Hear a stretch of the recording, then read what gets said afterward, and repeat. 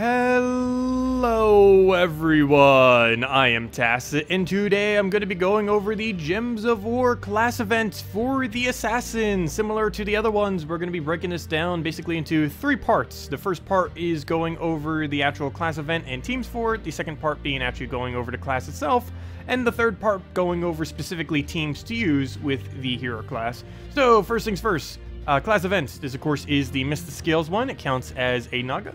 We go under here under the class event. If you haven't already completed out Miss the Scales and done the quest, you can do so by clicking the button that would be located right over here. You end up getting 8 battles. This does only last for 1 day, as you can see. The Thursday ones only do last for 1 day until the Friday reset time, so you have 24 hours or less every single time. You get those 8 battles. Of course, you can get more from the shop if you so choose. It's also a good way to power level it if you don't want to go out of your way to actually level it, though more often not, unless you have thousands upon thousands of gems. It is more efficient really just to go and do it manually through PvP and such, and just do it slightly slower, but you'll save a lot of gems overall that you can just put into things like gem keys. But anyways, as far as this class event, like similar to all of them, you are restricted into what you can specifically use within the battles, and it's based on the type and the kingdom of the hero class. So this hero class is a Naga that is from Miss the Scales, so we are stuck only being able to use Nagas, Miss the Scales, and anything on our hero. The cheapest version that you can make that is still viable is going Mang, Poison Master, Double Marilith. The most expensive thing that you can make that is basically the same thing, that is replace out the last slot with an Uriali. If you want to, you could really try putting a Tapon in there too and convert out all the browns to red, but more often than not, I would say just go for the Uriali. This basically makes the entire team into true damage. Mang technically does do true damage, because it tears all of the armor away, so whatever damage it's doing, it's going to be doing to their HP. Poison Master has poison, so technically he's true damage as well, but you're mainly using him for mana generation. Marilith has a +1 red, assuming you have the first 2 traits, which you most likely do. If I'm not mistaken, the trait stone for that's actually available this week as well, so even if you don't, it's already available. You can just go buy those 400 glory packs. You can get these for 200 glory each, essentially. So yeah, you can easily get this if you don't already have it due to the pack that's available this week for glory. And then just Uriali or second Marilith. Reason for Uriali is just because it does a lot of true damage. You'd also automatically get all the poisons down, which does synergize with all the other true damage you have stacked up. But basically, the main thing is we're going to be using our actual hero class itself. Main thing to noteworthy about this, just right here, is make sure you have the Ice Storm active if you're going to be running this variant of the team, since you can just put your color into +2 blue and then have it go straight from the Poison Master into the Uriali. So this is pretty much what you use, or any similar thing that replaces out the Uriali. And yeah, similar to any other team like this, you rush up your mana generator, throw Mang, win everything with Mang, and there you go. That will essentially be the battle in a nutshell. So right off the bat here, again, just go and try getting this Poison Master up. We'll go take a blue there. Try for purple, didn't get it. Want to go for his mana every single time, and then he'll just go and explode all of it. Unfortunately, did not get Surge there. Go move that over. Get our explode on absolutely everything. And if I want to click, get that down.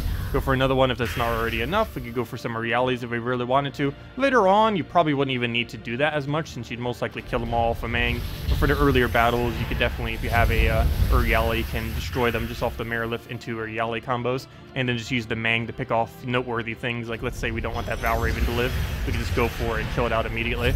Also, of course, we do have the Icy Death thing, so we do keep getting those nice little freezes down, so he actually can't even do his turn, and he's killed out with that, and that's pretty much what you do.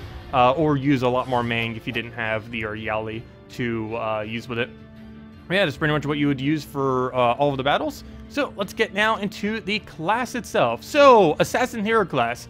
Is it a good hero class? Yes, it is. It's amongst one of the better ones in the game, though do keep in mind it is very, very random. There's a lot of things that it's really good and really bad at. One of the things that it's pretty bad at is its types. Miss the Scales and Nagas are both not really too good as far as their typings are concerned, so not much really there. The weapon from the hero class is also pretty abysmal. All it does is a little bit of damage to an enemy with 10% chance to instant kill, or 20% if they're poisoned. Even at 20%, that's still pretty pointless to ever bother with. Main thing that, also another thing that has that's a pretty big negative is its stats. It actually has the highest attack of any hero class, but due to how attack generally works in this game, anything that has really high base attack also has very low HP and armor. making Assassin the lowest durability hero class of any hero class, though he does have some perks that make up for that. But the main reason you'd ever really bother with this hero class is because of his traits as well as his talent tree. So if we go under traits, one of the most noteworthy things about it is 10% chance to assassinate the last enemy when it deals skull damage, making it the absolute best hero class in the entire game for using skulls. Main reason for this is every single individual skull that you take will give a 10% chance to end up killing out the enemy. This is not multi-trigger, so if you get like 3 different 3s at once, it will not trigger 10% for both, all 3 of them. It'll just do it 1. But if you, let's say, do a 3, and then that cascades into another 3, both of those would roll a 10%. But if they happen simultaneously, it will not, so do keep that in mind. But still, 10% chance to instantly get a free kill. Very, very strong. This does not work on raid bosses, and it does not work in invasions. But as far as player-owned troops, there's literally nothing that is immune to instant kill other than if you barrier them. And yeah, you can get a lot of free kills out that way. Not only that, but his skill tree is very, very good. It has Hunter's Mark spam. You can just keep getting this every extra turn you get, just a Hunter's Mark. Hunter's Mark makes it so you do 2 times the skull damage, assuming they can be Hunter's Marked. Next one is the Chilling Death, which you kind of saw in that one battle. It ends up putting a freeze onto a random enemy, when it dies. So that's very useful. It basically means you automatically have a freezer, even if you have nothing else on your team. So this would be able to do it for you, your hero. It has 2 different options, either 5 gold or 1 soul per turn, which is really good earlier on in the game, since you can pretty much choose which resource you want. Though more often than not, you probably would go for the 1 soul, unless your team specifically boosted based on gold or something like that. Next up, we can either go for an Icy Storm, a Dark Storm, or backup. All 3 of these are actually amazingly good. Ice Storm and Dark Storm, of course, you would use situationally, depending on what your team is. Which one you would go for is basically whichever one your team would benefit more from. Or if you wanted to, a 50% chance to summon a bandit when an ally dies. This you'd probably want to use earlier on in the game, when your battles might be a little bit harder and you're kind of just taking skull after skull after skull. This will allow you to, when anything on your team dies, a 50% chance it gets replaced with a bandit. And bandit doesn't really do much. It does a small amount of damage and then steal some gold, but still, you can end up getting a lot of resummons off it. And you can tank a lot of damage, especially if you aren't specifically using this hero class up front. Though more often than not, you are using this hero class in either first or second slot in almost every single situation. So generally, you would stick with the Storms. Next up, you would have the Life Siphon or Stealthy. More often than not, you would use the Life Siphon, but Stealthy could be useful if the enemy has a lot of single targets and you don't want your hero to die. Like if you're going to be using Assassin, you're using it into a full skull spam team. So if they have a lot of single target, you don't want them single targeting your main component, which is of course your Assassin. So you could switch to that, though more often than not, you're just going to want to go for the 2 Life Siphon. Every extra turn you take will end up taking 2 life, and this does give it to you. So you'll steal it from them and give it to yourself. So you can stack up like 10, 20, 30 life over the course of a battle into yourself, which is definitely pretty useful and can make this pretty untanky hero class a little bit tankier. What also makes it a lot better is this 30% chance to dodge skulls, making it, surprisingly, even though it's not that tanky of a hero class, one of the tankiest once it has this combination of both Life Siphon and dodge. 30% dodge is very, very high. It's the second tankiest thing on any hero class, the tankiest being specifically Dragon Guard, with 40% score reduction. This is a little bit less inconsistent. A lot of things with this hero class are really, really random. He has the 10% instant kill, he has this 30% dodge, and not only that, but on this final trait, he has a 7% chance to assassinate the last enemy when another enemy dies. Meaning not only does he have a 10% chance of doing it per skull, but every single death he also rolls a 7%, meaning essentially every battle you're getting at minimum 3 7% rolls to instantly get a kill. So quite a bit better chance that you would end up being able to just clear out a little bit early, which I have been testing some, and yes, it is very, very decent. Very excessively random, but when it does trigger, it does save, of course, amount of time. Alternatively, if you don't feel like you need dodge, one other nice thing that it does have is it death marks a random enemy at the start of battle. So this is kind of funny because this death mark could trigger the Rise of Shadows too, meaning you could potentially double kill just off of its trait synergy that it has, not even counting what it already has off its traits. Of course, again, everything on this super, super, super random. 10% chance per turn on death mark that it would actually kill, 30% dodge, we have the 7% on that, and we have the 10% on every skull that we take. So it's really high risk, high reward, though it's one of the few instances of excessive randomness in this game where I would say it's actually worth using. Normally, randomness is not good. You want as much consistency as possible, but in a team like this with Assassin, it's not horrible. There are battles where you're going to go literally the entire battle and see no benefit off of Assassins, Though there's also going to be battles where you win in like 5 seconds, it feels like, because of how much benefit you will end up getting. So I'm going to be showing 2 teams specifically just using the Assassin, like if you just want to be using it for PvP and such. So the first one we're going to be going with is Mountain Crusher, Vanguard, Divine, Ishbala, and the Forest Guardian. Just basically running with a standard Divine Ishbala into Forest Guardian. Mountain Crusher, very insanely good weapon if you haven't already been using it. It's one of the best hero weapons in the game. Basically, out of everything that can mana generate off a hero, it is the most amount of mana generation that you can get out of any weapon as of this current moment in time. So very nice for that purpose. We're going to move this over. Trying to make sure that he doesn't get that Mercy alignment. He does get a lot of mana out of it, but no actual extra turn. And he is going to be pressing me right now to have to cast, because I can't really do anything other than that, or else he's going to get all that. So unfortunately, we'll have to preemptively cast that. Normally, we'd want to hold a little bit and cast the Forest Guardian first, but it looks like we're going to get the board alignment and just keep killing them out. As you can see right there, we ended up triggering a, I believe, Assassinate? Can't even tell because he has so many different instant kills, but I believe that was the Assassinate, not the 7%. Though, of course, we can be getting to the 7% as well. Hunter's Mark is making it so we do 2 times skull damage to everything. Almost every team in the game doesn't run with immunity to Hunter's Mark because it's so underused that you would never actually need to specifically counter it. The only real way you would ever really counter it is with Impervious, but again, most people aren't really running Impervious these days either because there just hasn't been as much of a need to. So you can get a lot of really nice damage out of that. Well, we got Fire Bombs over here. As much as I don't want to have to do this, you know what? We'll kill it out real quick. Why not? No. We'll repick it. Sorry, easy team. Well, you need to go into a real team so we can show this. And now let's go into the Doom Skull. So, of course, standard skull spam teams. Basically, everything you use Assassin with is standard skull spam.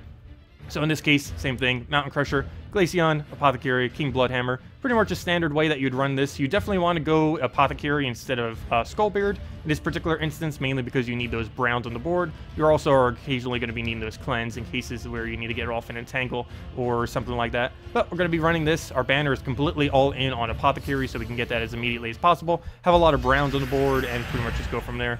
So, let's see. We'll go, and ideally we want our mana, so we will go for that.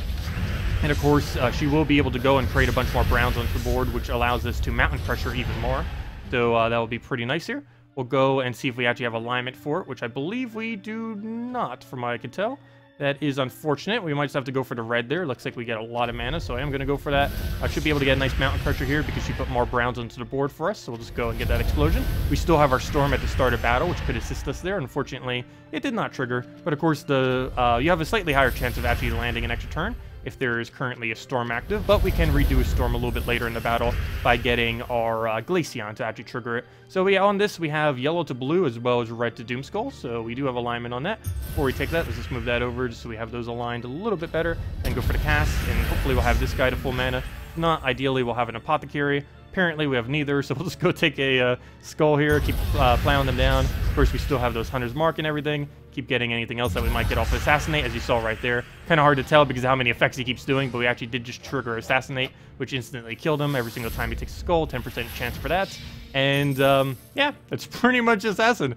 And just for fun, because, oh, do we want to do it against that team? I hate that team so much. I'd rather face Divines than throw into that. But let's go and just use, speaking of Divines, let's actually use Divine herself. While this isn't the most optimal of hero classes to use with this thing, it does actually work out decently. Though in this particular team, we would want to switch out the Storm for a Purple Storm, as a Blue Storm isn't really as needed. And of course, with perks, you can switch them out infinitely. There is no penalty to switching these out. So if we want to just go and switch this to the other Storm, we can just go do that. And there we go. Easy as that. And just go right into this battle. But yeah, it also works with this. Still, Divine would be better. But Assassinate, basically, anytime you would ever use Assassin in first, I mean, anytime you'd ever use Hero in first slot, Assassin would be good for your team, pretty much. So, to keep that in mind. But yeah, Assassin, I'd probably place it at around the 3rd best hero class. It's definitely top 5. Exact placement is kind of situational. Main thing, noteworthy thing to always keep in mind about it is it always has the best skull effect of any hero class. There's some other situational hero classes that have like different battles kind of related things, like triple to burning and stuff. But as far as the most consistent one out of all of them, it is Assassin. Assuming you're just running PvP and basically, if you're not running raids or invasions, Assassin is always the best skull.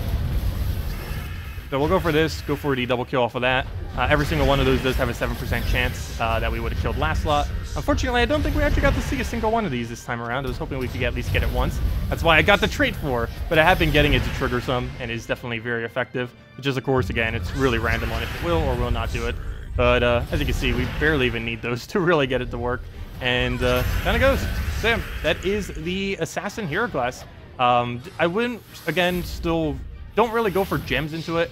I know I do almost every single time, but I'm mainly just doing that to kind of show what the classes look like when they're maxed or near maxed. Generally, you shouldn't really put too many gems into the event. I personally feel like it's not as worth it, but yeah, if you want to rush it, it's okay to do so. It's a nice hero class to have. Not too many instances where you would really need to bring it out, though, because there are PvP teams that are just quicker than it. Like, of course, using Divine on the team we just used is technically quicker than what we just did. But if Skull Spam ever makes a comeback into this game, which kind of at the moment it's doing decent, but if it ever makes like a really huge comeback where literally every team is starting to be Skull Spam again, I really feel like Assassin will start to be that kind of hero class you'd want to have around for that. But anyways, guys, that's the Assassin hero class. If you still have any other questions or anything you want me to answer, just let me know. Thank you all so much for watching, and have a wonderful day. Best of luck with the event. Goodbye, everyone!